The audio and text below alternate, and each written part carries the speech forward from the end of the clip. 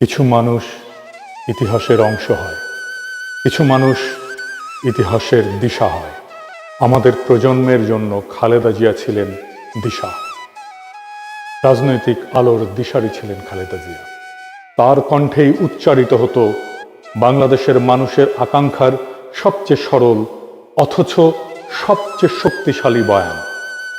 1991 সালের ঐতিহাসিক বিজয়ের আগে তার সর্বশেষ নির্বাচনী সভায় দেয়া তার একটা বক্তৃতা পরদিন দেশের প্রায় সব পত্রিকার শিরোনাম হয়েছিল, ওদের হাতে গোলামীর জিনজির, আমাদের হাতে স্বাধীনতার পতাকা।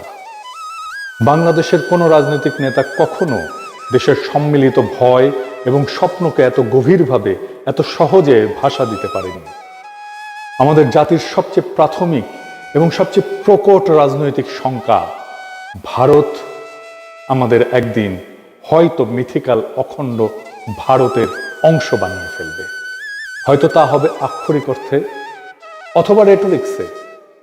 শেখ হাসিনার শাসন আমলে আমরা এই আশঙ্কারই এক ড্রেস রিহার্সেল প্রত্যক্ষ করেছি। বিএনপি প্রধান রাজনৈতিক শক্তিই ছিল খালেদা জিয়ার পরিচ্ছন্ন রাজনৈতিক দৃষ্টি। এই প্রশ্নে তিনি ছিলেন পাহাড়ের মতো অটল, সময়ের ঝড়েও অবিচল। ইতিহাসে কিছু নেতা তাদের দলের চেয়েও বড় হয়ে যান, খালেদা জিয়া ছিলেন তেমনই একজন। তার দল কখনোই তার নেতৃত্বের যোগ্য ছিল না। ক্ষমতালোভী সিভিল মিলিটারি ব্যুরোক্রেসি আর অলিগার্কদের হাতে তার দল কলুষিত হয়েছে। তার সততা আর বলিষ্ঠতাকে ব্যবহার করেছে কেবল নিজেদের স্বার্থ রক্ষায় আর ক্ষমতার আস্বাদ পেতে।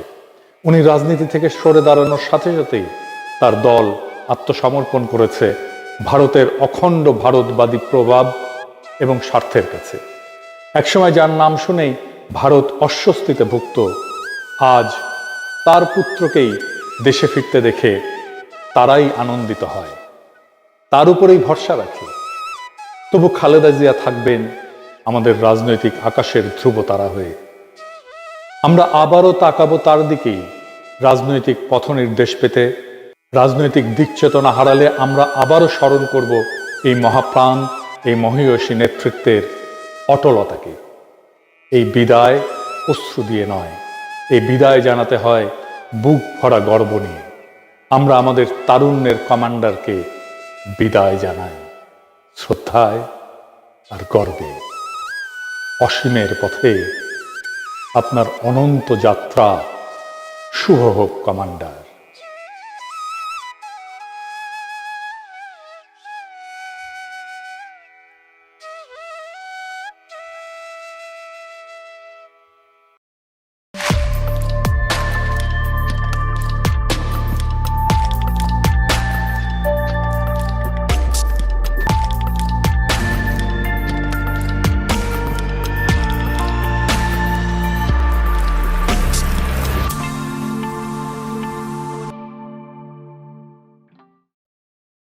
খালেদা জিয়া আমাদের সকল তুচ্ছতা থেকে, হীনতা থেকে, নীচতা থেকে বিদায় নিছেন, কিন্তু নীচতা, হীনতা, তুচ্ছতা ওনার পিছু ছাড়েনি। আমি আজকে এইসব কথা বলতে চাইনি, কিন্তু বলতে বাধ্য হচ্ছি যে এইসব চোখে আঙুল দিয়ে দেখায় না দিলে বাঙ্গুদের চোখ খুলবে না। খালেদা জিয়া আমার জন্য কি ছিলেন সেটা আমাদের জেনে নেওয়া দরকার। তাকে হারায় আমরা আসলে কি হারালাম সেটাও জেনে নেওয়া দরকার। যে কোনো জাতির জীবনে কিছু ইউনিফাইং ক্যারেক্টার লাগে, যিনি পুরো জাতিকে একটা সুতায় বেঁধে ফেলতে পারেন। খালেদা জিয়া ছিলেন তেমনই একজন ইউনিফাইং ক্যারেক্টার। মৃত্যুর আগেও তাই ছিলেন। ইউনিফাইং ক্যারেক্টার আসলে কি আর কেনই বা তাদের দরকার পড়ে? জাতি আসলে কোনো প্রাকৃতিক সত্তা না, এটা একটা কল্পিত নৈতিক কমিউনিটি। একটা জাতি বায়োলজিক্যালি বা ন্যাচারালি অস্তিত্বশীল না।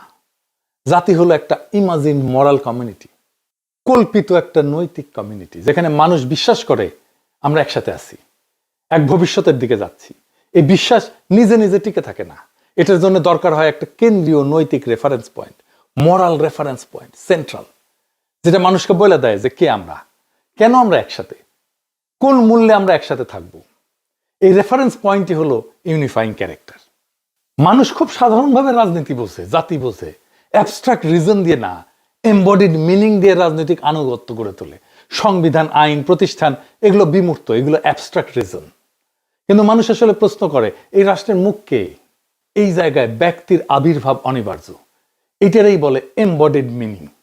থমাস হবস খুব নির্মমভাবে বলছিলেন যে মানুষ কেওসের চাইতে অথরিটি পছন্দ করে, আর অথরিটি সবচেয়ে কার্যকর হয় যখন তা একটা দৃশ্যমান ব্যক্তির মধ্যে কেন্দ্রীভূত হয়।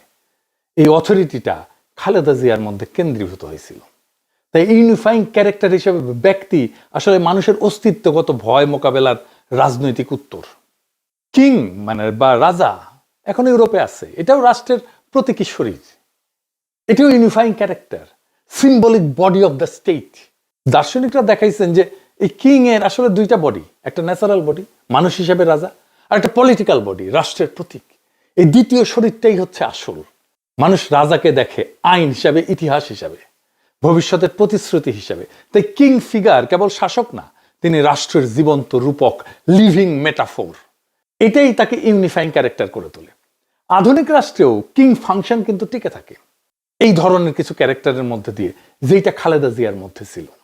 আধুনিক গণতন্ত্র তো মানুষকে বলে যে সবাই সমান, আইনই সর্বোচ্চ, কিন্তু বাস্তবে মানুষ অনুভব করে সিদ্ধান্ত জটিল, রাষ্ট্রকে বোঝা যায় না, ধরা যায় না। রাষ্ট্রের দায় বিভিন্ন জনের মধ্যে ছড়ায় থাকে, এমন ভাবে চিনতে পারে না কোনটা রাষ্ট্র, কে আসলে রাষ্ট্রকে রিপ্রেজেন্ট করে, এটার মরাল সেন্টার, নৈতিক কেন্দ্র কোনটা, এটা অস্পষ্ট। এই শূন্যতা পূরণ করে একজন ব্যক্তি, ইউনিফাইং ক্যারেক্টার। তাই অনেক দেশে যেমন সুপ্রিম লিডার বলা হয়, অনেক দেশে তো জাতির পিতা বলা হয়। আসলে এই সমস্ত ধারণা, সুপ্রিম লিডার, জাতির পিতা, কিং বা এমনকি প্রেসিডেন্টও, এরা আসলে একই কাজ করে, যে একটা মরাল শর্টকাট তৈরি করে, রাষ্ট্রের মরাল সেন্টার হয়ে ওঠে। আপনি দেখেন খালেদা জিয়া খুব বেশি কথা বলতেন না, কিন্তু এই বিপ্লবের পরেও বলছেন ফেব্রুয়ারিতে নির্বাচন হইলে ভালো হয়, খুব সামান্য কথা, দুইটা সেন্টেন্স, কেউ কোনো প্রশ্ন করে নাই। এটাই ইউনিফাইং ক্যারেক্টারের মরাল অথরিটি। আমাদের ইনস্টিটিউট দুর্বল, সামাজিক ভাঙন তীব্র, ইতিহাসের ক্ষত জীবিত এখনো। তাই বিমূর্ত আইন, নিয়ম, সংবিধান মানুষকে ধরে রাখতে পারবে না, পারে না। মানুষ চায় একজন থাকুক যাকে দেখা বলা যায় এটাই আমরা। হাদি বলছিল না, খালেদা জিয়াই বাংলাদেশ, খালেদা জিয়া হাসলে বাংলাদেশ আসে, খালেদা জিয়া কাঁদলে বাংলাদেশ কাঁদে। এটাই হইতেছে ইউনিফাইং ক্যারেক্টার। বেগম খালেদা জিয়া হচ্ছেন একটা প্যারালাল বাংলাদেশ।